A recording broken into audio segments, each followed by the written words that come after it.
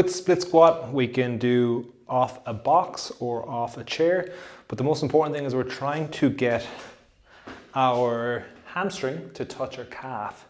So what I mean by that is you set up in a split stance position, your back toes are on the ground, your heels are elevated, and you want your knee to go past your toes and this front hamstring to touch the calf. So I'm going all the way down. Your heel can lift a bit at the start, that's fine. And over time you are aiming to do that with your heel on the ground like so.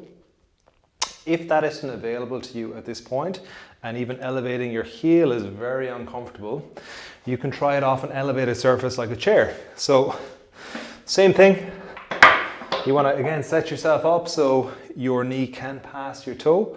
You're up onto the back toes and moving forwards. You can support yourself here if you need to, and lowering down under control.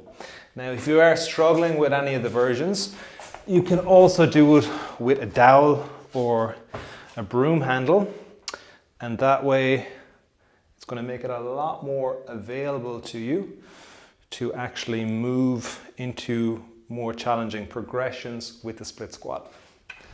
With the glute bridge off the bench, you can use a coffee table like I'm doing, a couch, a bed, anything that's roughly between knee and hip height. And you're going to spread your hands across the bench that you're using. Hips come up, squeeze the glutes at the top and lower back down. If you want to make it harder, you can do the single leg variation. So single leg, lower back down touch, and hips back up. With the band pull apart, you're going to keep your shoulders pulled down away from the ears and pull the band out to the sides. You want to just make sure that the shoulders are pulled down so it's activating the upper back and not your traps, as opposed to this position we want to avoid. So shoulders stay down, core tight, glutes tight, band pull apart. The basic bear is a fantastic exercise for opening up the backside of the body, helping with motor control and also strengthening the wrists, the shoulders and the upper body. So we don't have a lot of space here. You probably don't have a lot of space at home either. So I'm just going to show you how to manage it in a very small space. So you're going to set up in a tabletop position. So stacking the shoulders on the hands, hips over the knees. And then from there, you're going to move up into an A-frame like so.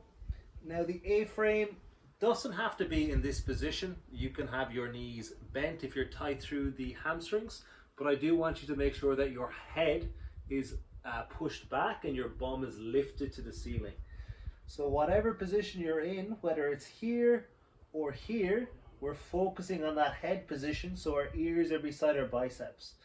And then from here, you're going to move your right hand just a touch, follow with your left leg, left hand, right leg, right hand, left leg, left hand, right leg. And so on and so forth until you get to the end. Then you can just move your lower body one way, your upper body the other way, to come back the way you came from, and rest as needed. Some problem areas that people run into with the bear is they go too far too soon with their arms or their legs. So you might do a small step with your hand, a big step with your leg, small step with your hand, big step with your leg. And as you can see, I've already ran out of space with the position. So you want to take just enough of a step with your arms and your legs so you can maintain that A-frame all the way through. The pigeon is a fantastic lower body mobility exercise. It specifically opens up the glutes here and your lower back. So if you sit a lot, this is going to be a really helpful movement for you. How we sit up with the pigeon, you're going to set yourself up with your front knee at roughly 90 degrees. So 90 degrees at that front kneecap. And then your back knee is going to touch your front heel, okay? When you're getting yourself set up in that position, you want to line up your chest or sternum in line with your front knee as well. And you want to lean forwards until that front knee is touching the ground. So that's a setup position. I'm just going to show you from the front view as well. So basically the front knee is at 90 degrees and then the back knee is touching the front heel. then your sternum is in line with that front knee.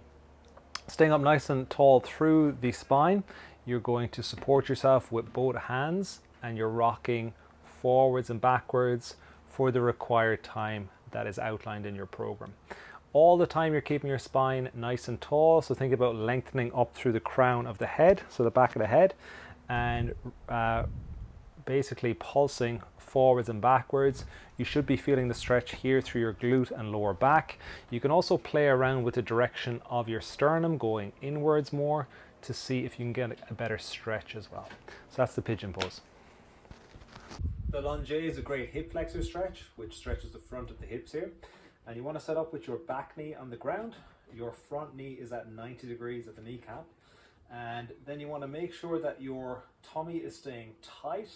You want to tuck your tailbone under, and you achieve this by squeezing the back glute. So keeping that back glute engaged, you're going to go into your gentle pulses in the position, and you want to make sure each one of these is just a slow and controlled movement. You're not going to your exact end range, but you're going to the point of feeling a good stretch through the hip flexor. And just showing this from a front view. If you are struggling with balance, you can go a bit wider with the legs. And again, rocking forwards and backwards. And you can place your hand on your thigh, or you can put them on your side.